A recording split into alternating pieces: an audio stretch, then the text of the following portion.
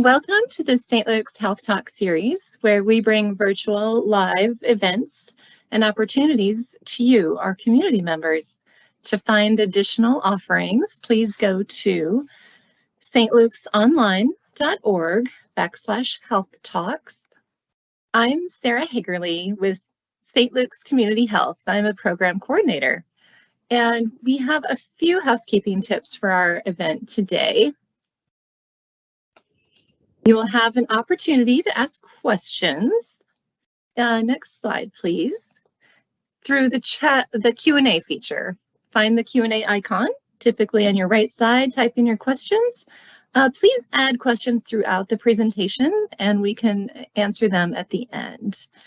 I will advise you of our disclaimer.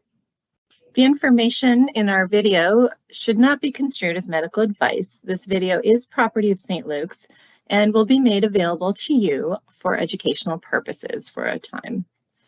Today, we welcome Melissa Sleight.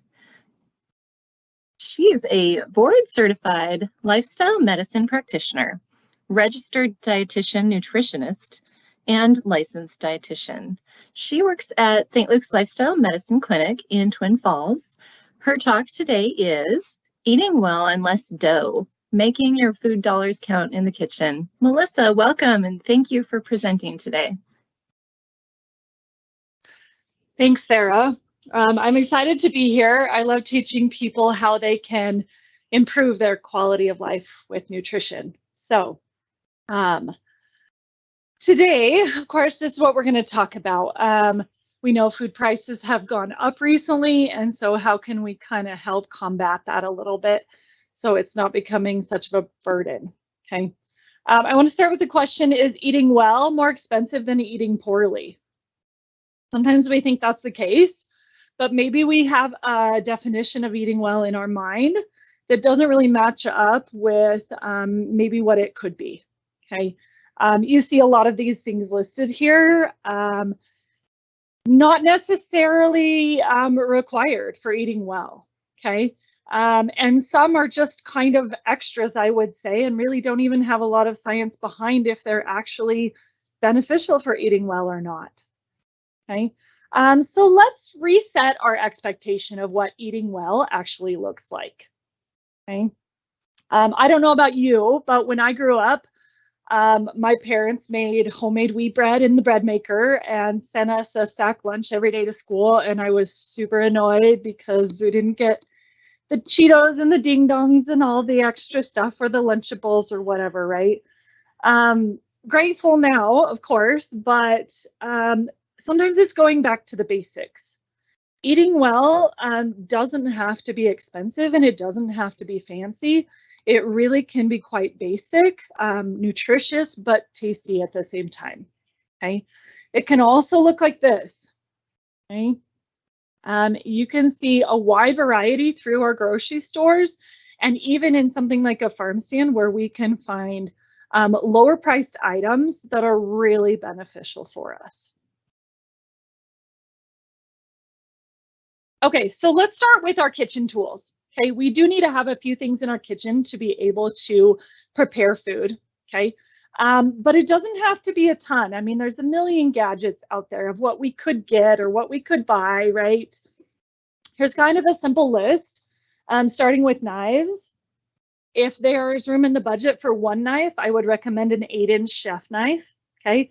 If there's more options than that, here's a few other options, a utility knife and a paring knife in addition to that chef's knife. Cutting boards, that's something we want to have on hand as well. 2 or 3 pots or pans to be able to accommodate different sized items. Same with our mixing bowls in 2 or 3 different sizes. Liquid and dry measuring cups and spoons are helpful. A set of utensils, so spatula, whisk, a couple of large serving spoons, a vegetable peeler is great. Optional would be a can opener or a grater, okay? A strainer is a really nice one as well, and then also optional would be a blender or food processor. And again, these don't have to cost an arm and a leg. You can find these for less at discount stores or thrift stores, and they might just need sharpened up if they're knives, or they might need a deep cleaning for pots and pans, but they still have a lot of life left in them. Okay, so we do want to know that before we get to the grocery store, we want to, in fact, there should be a slide here. No, okay. We just want to make sure that we're having in mind where we want to start. We talk a lot as dietitians and as food and nutrition professionals about making half your plate vegetables. Okay, well, that has to start when we're planning. That has to start when we go to the grocery store and we're filling our cart. And that has to continue through the serving, right? Putting it on the plate. And so as we get organized, keeping that in mind that we want to start with that and can use that as kind of the basis of a lot of our planning tips. Okay, so the first thing is planning our meals out.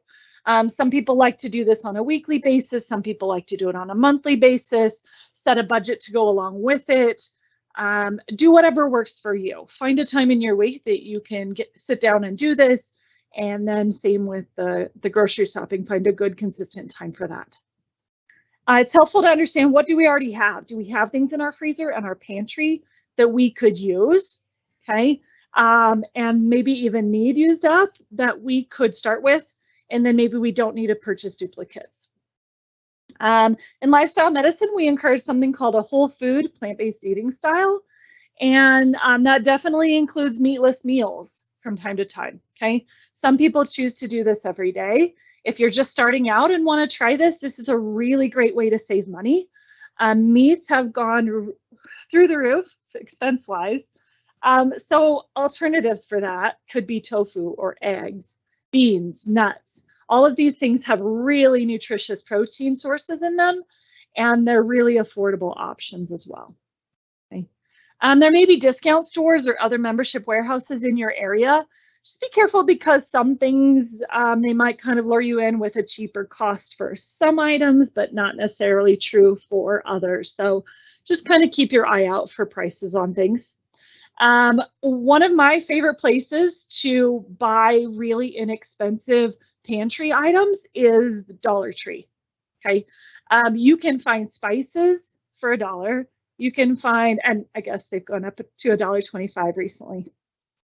You can find low salt and low sugar tomato sauces that have excellent flavor, which you'd be paying a whole lot more for that at most regular grocery stores. So there's a lot of items. There's little breakfast bars and other things that I found that are really great options. So you might look in places that you wouldn't normally suspect to find food items or even nutritious food items. Okay, coupons. I will say these can be kind of tricky. Sometimes they can be helpful, but there's rarely a coupon for fruits and vegetables. So we just want to keep in mind that we're not purchasing overly processed items just to be able to use a coupon. Okay. Some of these tips we'll talk about saving money with, that you might be able to use the extra money you've saved to buy the more spendy items. Okay. Anybody who's ever shopped at a warehouse store realizes that oftentimes they walk out with more than they intended to buy. So make sure you have your list, you keep it handy, and you stick to it. If you do buy bulk items that's more than you can use, try and plan ahead to see if there's a different family or friend who can, split the cost of that with you as well. A lot of grocery stores still do the weekly circulars for sales and things like that. That's a really good way to plan around your weekly meals, to say, you know what, split pea and beans and apples are all on sale this week. What can we do with those, right?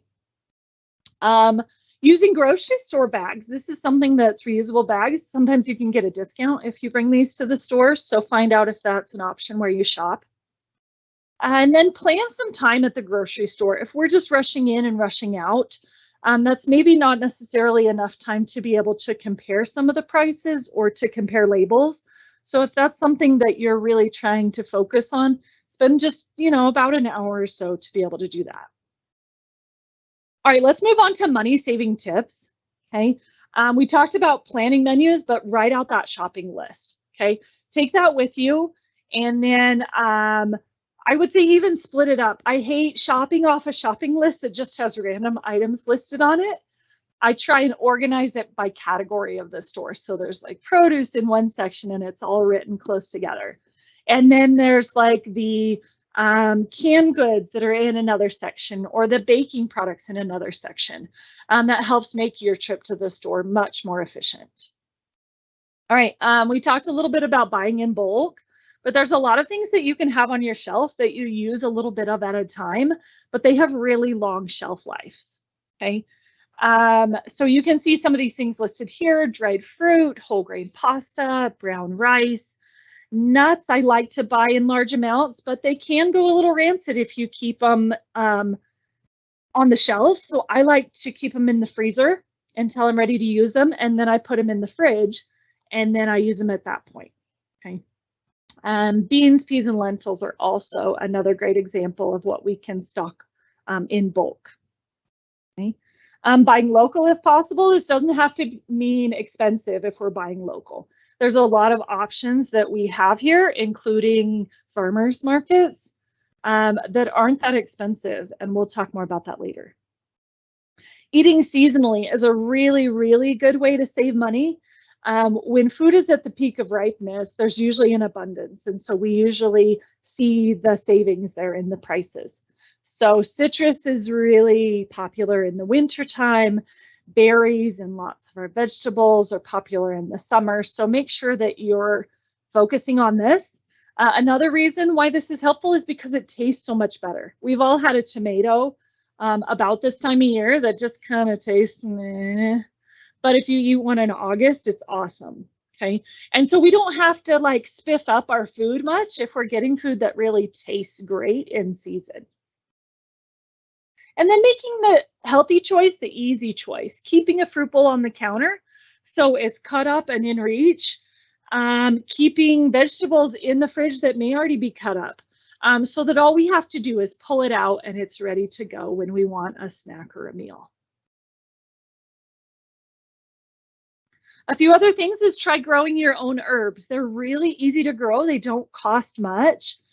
You can get a little under cabinet light, or just find a window that you can set them near, and they can add a lot of flavor to our food without really breaking your budget. Okay. If you're wanting to try a bigger garden, these are some easy and more affordable options: tomatoes, cucumbers, beets, carrots, and radishes. All right, preserving produce. So sometimes you do buy in bulk, or you want to get extra, but you know it may not last. This is a great opportunity to be able to save these for a different season. Okay. You don't have to have all kinds of fancy gadgets for this. You can use your oven as a food dehydrator. You can use, and we'll talk more about this about applesauce later, but you can make applesauce from scratch without having to have, you know, this big processor for apples either. Okay. Store brands, or any other brand besides some of our most expensive brand names.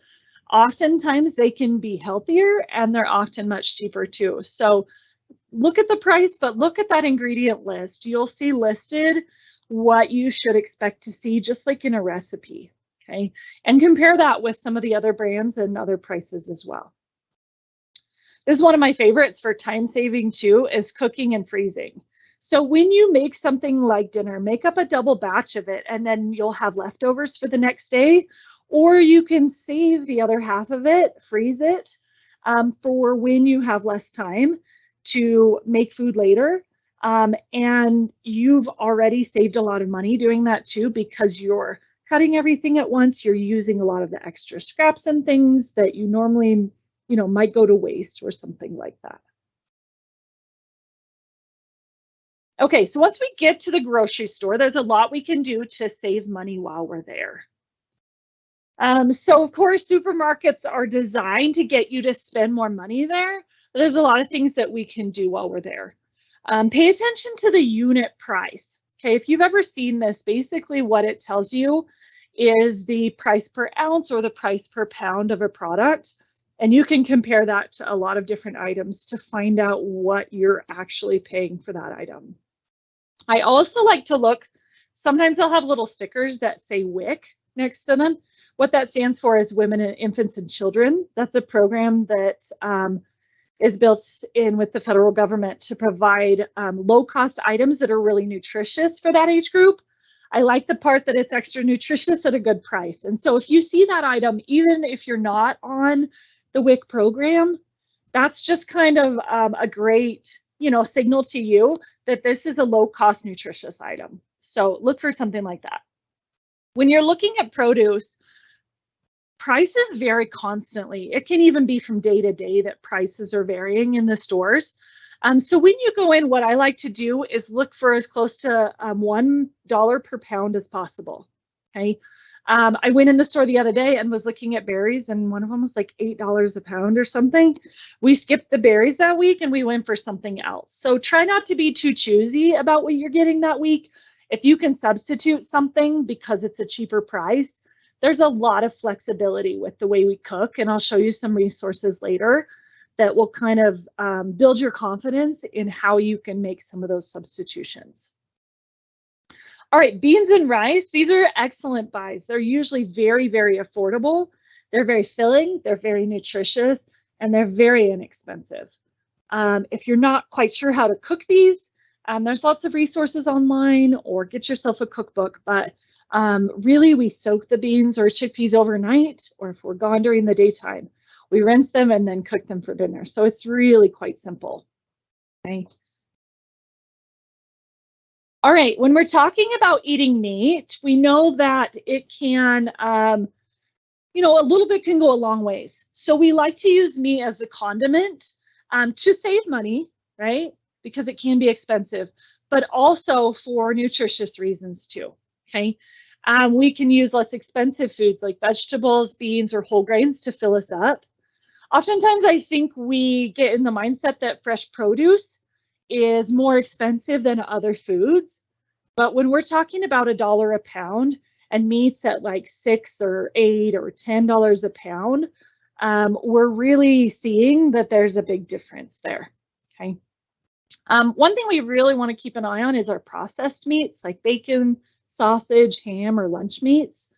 An alternative to that would be finding a chicken breast or a turkey breast or a chicken breast, bringing that home, cooking it there at home, and then slicing that up for something like if you wanted to put that on a sandwich, that's a great alternative. Okay. If you do choose to include red meat, leaner choices such as round, loin, or flank, these are less inflammatory to our system, meaning that they cause less chronic disease in the long run. Okay. It's going to be more expensive for meats that are cubed or pounded or seasoned before when you buy them at the store.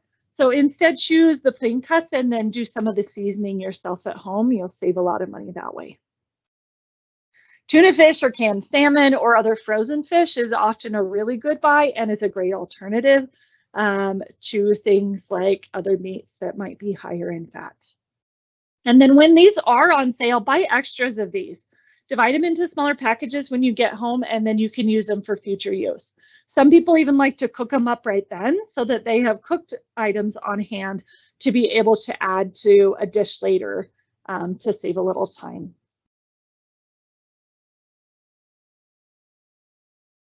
Okay, oftentimes you'll see at grocery stores, there's like little trays of fruits and vegetables that are already cut up or peeled or things like that. These are fine, except that they're expensive, okay?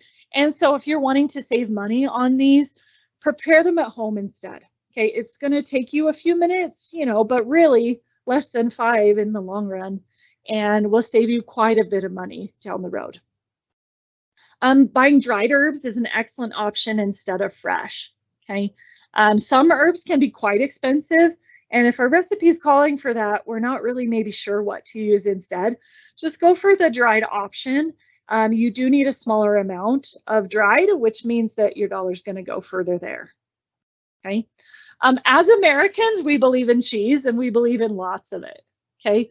But for health reasons and for cost reasons, we can plan dishes with less cheese or no cheese altogether. Okay. A little bit can go a long ways, further than you think. Okay. And a stronger flavored cheese will go even further. Okay, because just a little bit of that flavor is what we're looking for. And so it spreads out just a bit more. Okay. If you do buy cheese, buy it in a block instead of sliced or shredded, because we are paying for that extra step of having it grated or sliced.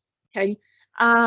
We also tend to use less of it if it's something we have to grate ourselves, because we're not just going in and grabbing a little pinch of cheese or whatever, or a large pinch of cheese, right? And a lot of the stores you might shop at will maybe slice the cheese for you in the deli at no additional cost. So that's a great alternative too, to save some money there. All right, instead of buying foods in single servings, buy them in larger containers. You're going to save loads of money here. Okay. And then it doesn't take much work. Just plan a few extra minutes after you get home from the grocery store, right then, to split them into smaller containers so that they're ready to go for what you like to use them for. Okay, so there's quite a few foods that we can make at home that's going to save us a lot of money. Okay, salads with protein foods. So tuna, egg, chicken, salmon, shrimp salads. These are a great option, but you're going to pay a lot if you're going to buy these at the store. So try and make those at home. Bagged salads, they're really convenient, but they don't last very long and they can be expensive.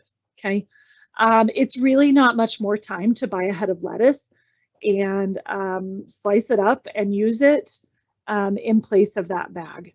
Cabbage is a really good long-lasting vegetable that you can include as part of your salads. And you know, you cut it in half, wrap it back up, and the other half will last for a very long time. You might just have to trim a bit of it off before you use it the next time, but it will last for a week or 2 weeks, even longer than that. So it's a really great option that you're not going to waste after having to throw something away. All right, we talked a little bit about batch cooking, but cook up a double batch of bean or vegetable soups and then freeze some portions for later. What I like to do with soups is you can put them in kind of these individual muffin tins. So get your muffin tin out, pour them in there. Just make sure it's really flat when you put it in the freezer.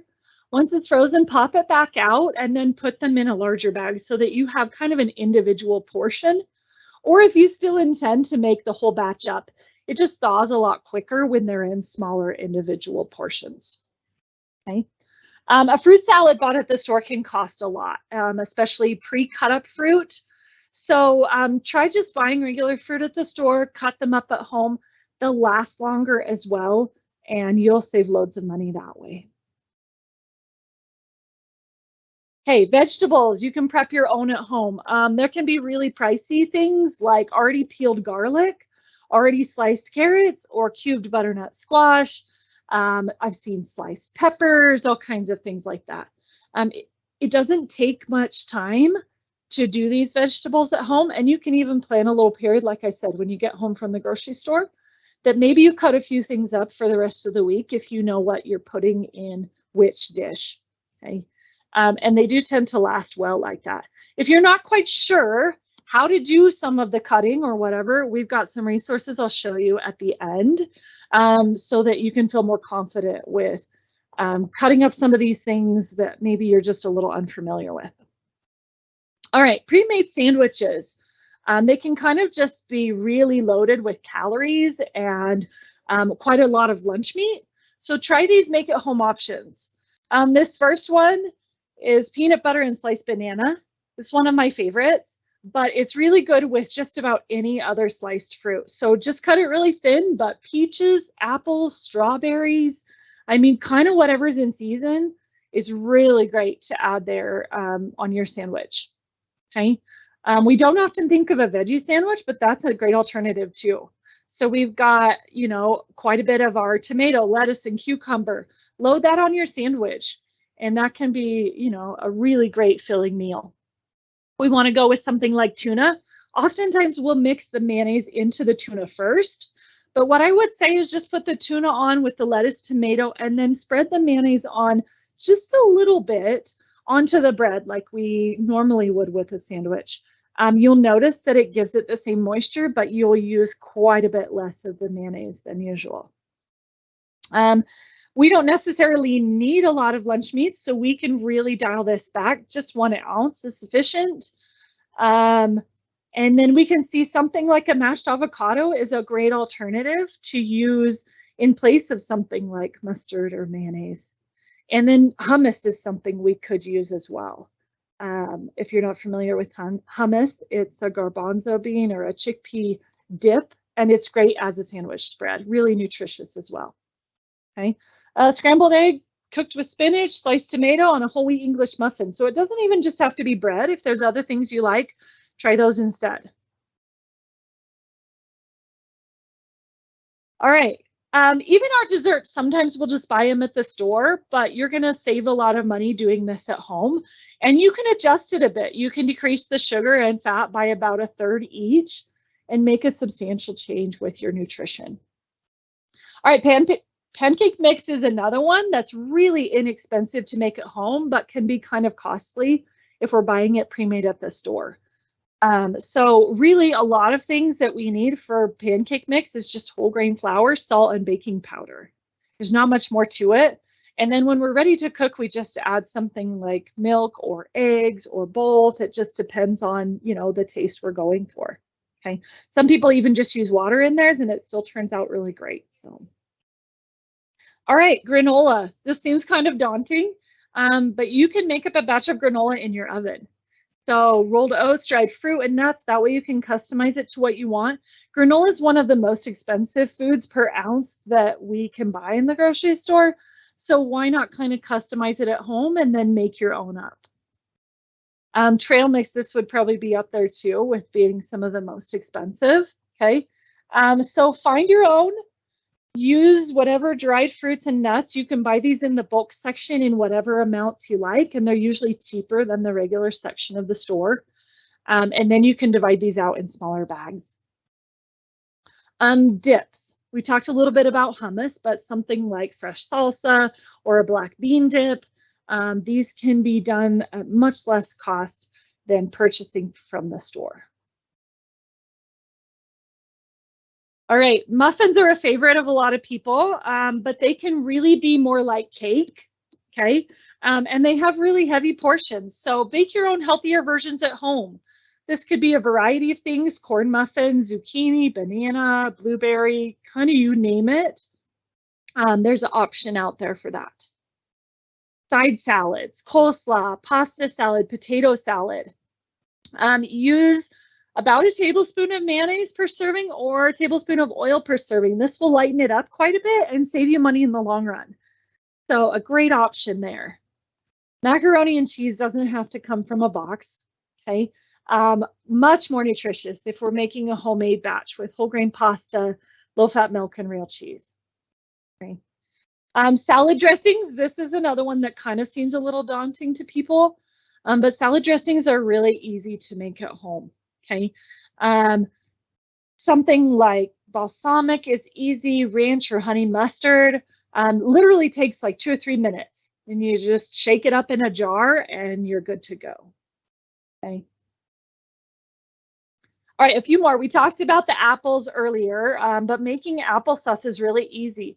Just slice them up, simmer them a little bit till they're soft, and then mash or puree them until they're sauce. It's really, you know, pretty simple. Add some flavor to it if you like cinnamon or nutmeg, allspice. If you want it a little bit sweet, you can add honey or maple syrup. I like to skip that and just go with the unsweetened applesauce. All right, flavored oatmeal. This is another one that I think a lot of people just kind of buy as a default. They can have a lot of highly processed ingredients in them and sometimes even a lot of sugar too. Okay, so instead buy a canister of oats. And then if you already have some of those dried fruits on hand, you can just sprinkle some of those in, a little bit of brown sugar or cinnamon. And I like to do it all at once. I make several different flavors, but I get out a bunch of little bags and I make about 30 or 40 of them at a time, and then I just store them there in the pantry, and they're just as if they were, you know, bought from the store. You probably save several dollars worth right there for sure. Popcorn is an easy one to make at home as well. These are just things that we've kind of got away from as a society, is making them in a saucepan. Or you can even make them in the microwave. You just put them in a small brown bag, tape it shut, and then pop it in the microwave until it's cooked. So if you're interested in something like an air popper, you can find these at discount stores or at thrift stores. They're kind of, again, one of those novelty items that people, use and then they're kind of get done with. And so they can be in great shape, and you can find something like that to use if you're interested. But a whole grain option with popcorn, it's the topping, so you want to be careful with. All right, let's talk for a minute about farmers markets. So it's coming up on the summertime season. I want to give you some tips so that you can navigate the farmers market well. I think we often think that farmers markets are for those that just have a lot of money to spend, okay? But I'm going to say that that's not true, that there's a lot of options out there for us that are trying to save money, okay? So some of the pros of farmers markets is they're freshly picked, okay? They're going to last longer than produce that's been shipped over a long distance. You can support local businesses and things like that, and then you even start to develop a relationship with some of those people, and they kind of expect, you to come back time after time, and it's a really rewarding relationship. The peak ripeness, there's usually an abundance, and so you're likely to save big here too. I'm not sure why it's not on here, but one of the biggest, I think it's on one of my other slides coming up, but one of the biggest pros with farmers markets is the flavor. I mean, you can't beat the flavor of fresh grown food, right? So definitely a big pro there. Some of the cons of farmers markets is maybe they're further away from your home, so that might be inconvenient, okay? The selection also might be inconsistent. So try to be flexible here if you can on what you're getting, but you'll usually find something in season that you can use, and I'll show you how you can swap some of those items out if you don't find exactly what you're looking for. Okay. We often think that prices are higher at farmers markets, and that's not always the case. Okay. We can actually find things that are much less expensive than in a grocery store. And we can buy them in whatever quantity we choose. And so we can spend more or we can spend less depending on how much we purchase. Particularly good values you can see listed here. Certain herbs, summer squash like zucchini or yellow squash is usually really affordable. Radishes and greens, apples, pears, and peaches. So then are there particular ways we can save money while we're here too? Okay. Buying at its peak is going to give us the best price, okay? The same vegetable may be less expensive midsummer than it is in late spring. So kind of plan ahead a little bit to see if that's in season in your area. Maybe ask around if you're not sure, or there's online resources as well to find out what comes in season when, and so you can kind of plan according to that. Okay. There's shoulder seasons as well. So right as they're beginning to come on and right as they're finishing up, that's what we would call the shoulder season for those. And you can still find great prices during those times as well. Okay. And like I mentioned before, if you found, a bulk supply of something like peaches, but you're not sure if you can use it all right then, a lot of these can be enjoyed year round with the same great flavor by freezing, canning, or storing some of these products. Like potatoes are great to be stored so that you can use them in the future. Imperfect items. We don't always talk about this. You maybe see some stuff online from time to time about imperfect items, but some farmers sell seconds, which are slightly damaged.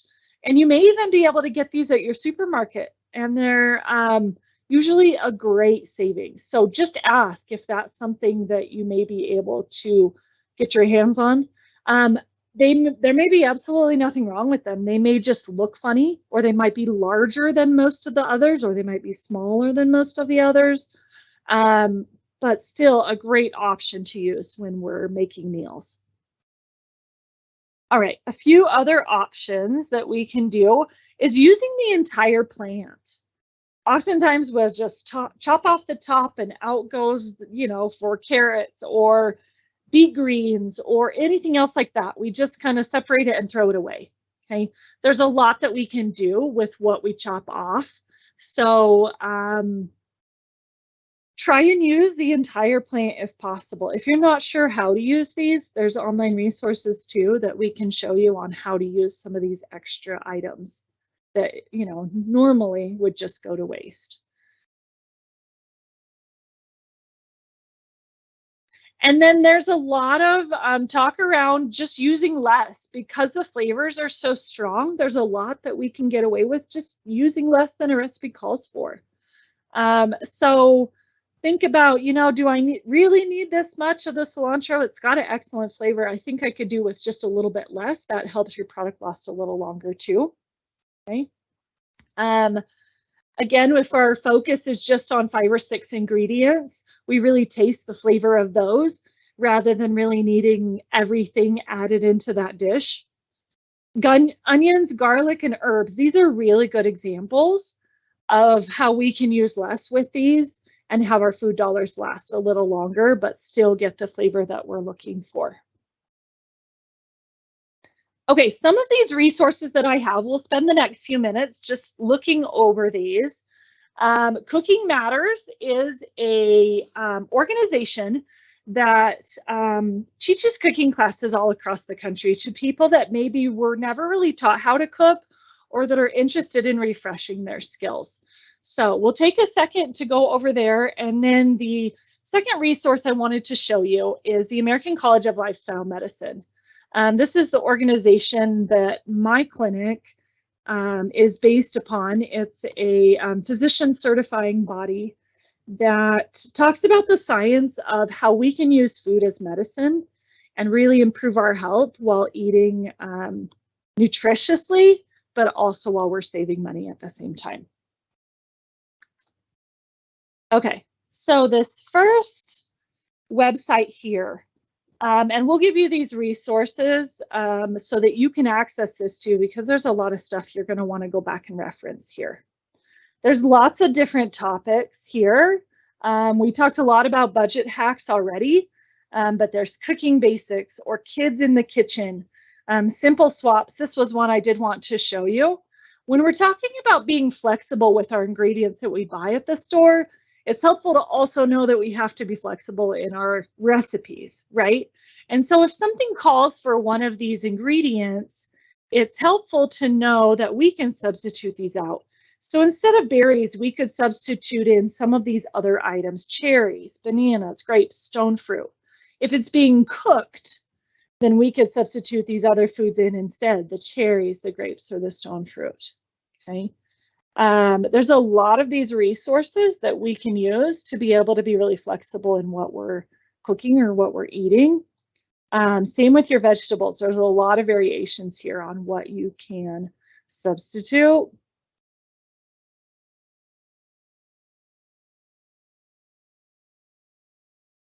So don't be too hesitant to kind of, branch out into trying something different in your recipe from what you're used to.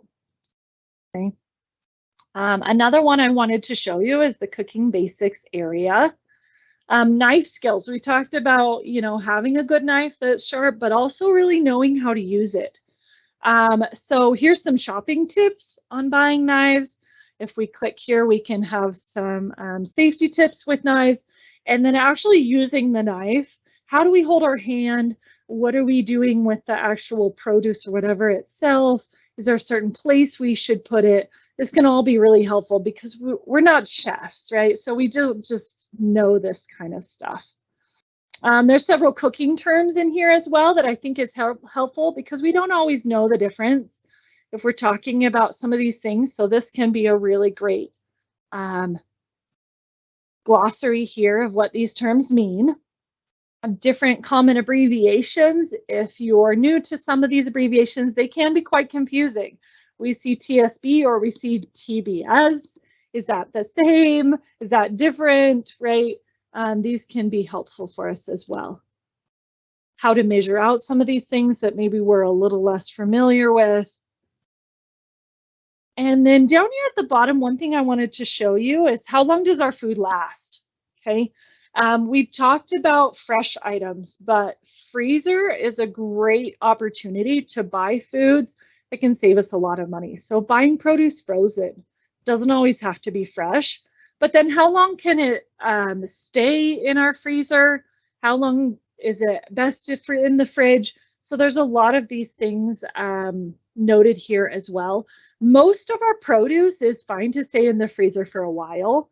And same with the fridge. These are mostly more perishable items that have animal products in them that are noted here.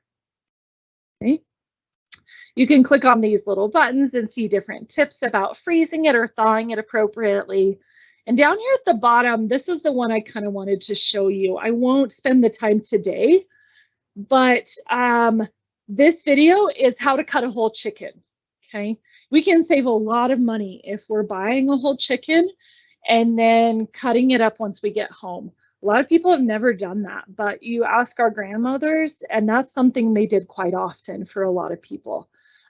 So it can save you a bunch of money, and there's all kinds of different dishes that you could make out of each one of those pieces of chicken if you're interested in doing that. So feel free to watch that on your own later when you go back and look at these resources.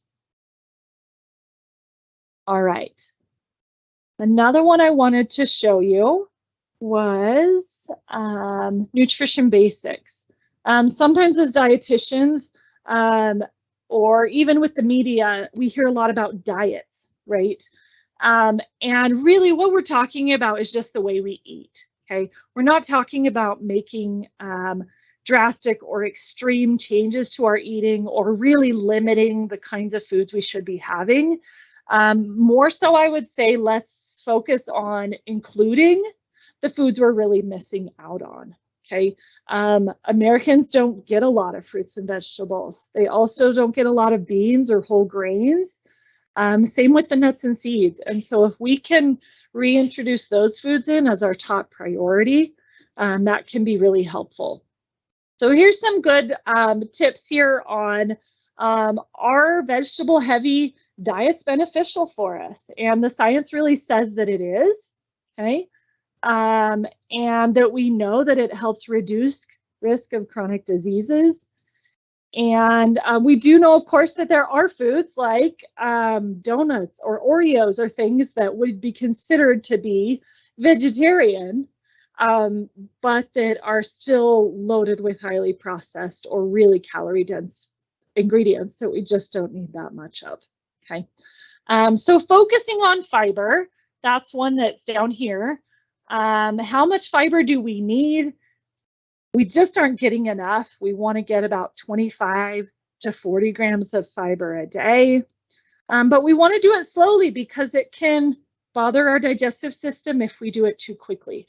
Make sure we're drinking enough water while we start increasing our fiber. And we can see a big benefit to our health over the long run if we're getting our fiber from whole foods. All right, I'm going to move to our other set of resources. Oops, that's not what I want.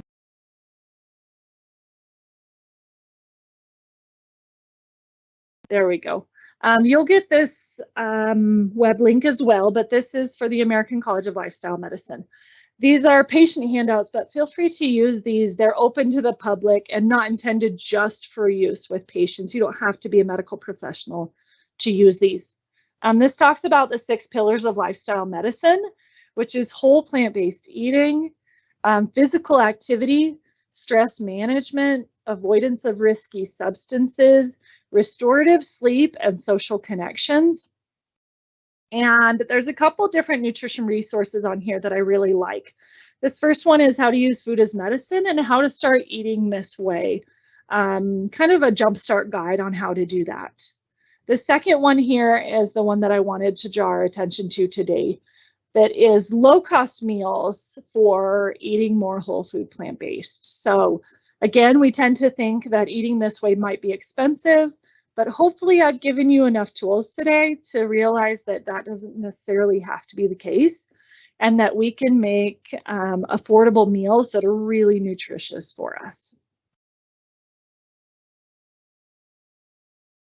All right, what questions or comments do we have today? Thank you, Melissa. That was wonderful. You provided so many tips. I'm definitely going to use several of them myself. We did have a pretty vibrant question and answer situation. The first one says, I have a child with gastrointestinal and kidney issues. We follow a low food map diet for him. And do you have any recommendations on how to navigate the produce and beans, as he cannot have most seasonal produce, such as apples, pears, peaches, dry beans, canned beans, soy, etc.? Okay, so rather than providing specific advice for this patient, I would say check with your gastroenterologist and dietitian to see what suggestions they have. But there is room in most people's diets, even regardless of the type of disease, including gastrointestinal diseases. There's room in our diet for fresh produce, frozen produce. Sometimes it looks more like applesauce instead of apples. But there should be options there for just about everybody. Maybe something that we work on. The FODMAP diet is something that is usually used as an elimination diet, so it's not something we're usually on long term. So talk more with your doctor and your dietitian for specifics about your child's particular case. Oh, that's great information. I did not know what a FODMAP was, so I changed it to FoodMap. Sorry about that. And that's okay. I'm glad to learn something. A question about canned beans. Are they safe to use without cooking? For example, adding to a salad? Yeah, so the nice thing about canned beans is that they're already cooked, okay? And so we wouldn't want to eat raw beans, but those would only be like the beans you would get in a bag that would be raw, okay? They do need to be cooked to be consumed, but they are in the can, so that's a great choice. See if you can find lower sodium options. That's going to help, and then you can rinse them off as well. And that's great to add to a salad or a side dish, however you want to use them. Excellent, affordable option. Great. And they definitely provide fiber, correct? Yeah. And what other nutritional value would beans? They have a huge source of protein. Okay. So they're often used in place of a lot of our meats. They do have the fiber. They have quite a few antioxidants, which help with lowering inflammation and helping with our cells functioning properly, and lots of vitamins too. Oh, great. Thank you. We had one of our attendees put in a link for us. It's idahopreferred.com. And I'm sure you know that website as you're shaking your head, yes? Yes. It has a great section of seasonal produce in Idaho. Yes, and there's certain organizations or companies around that can become Idaho Preferred, which means a certain percentage of their ingredients come from the state. And so you are supporting local that way. And they call out specifically, where we get our seasonal produce and when here in Idaho. So that's an excellent resource. And you'll see that little label on certain foods, so you can look for that as well. Yes, excellent. I'm looking at that website. It also has farmers markets in your area, recipes, and again, that what's in season with an availability to download a printable calendar of what's actually in season. So thank you very much.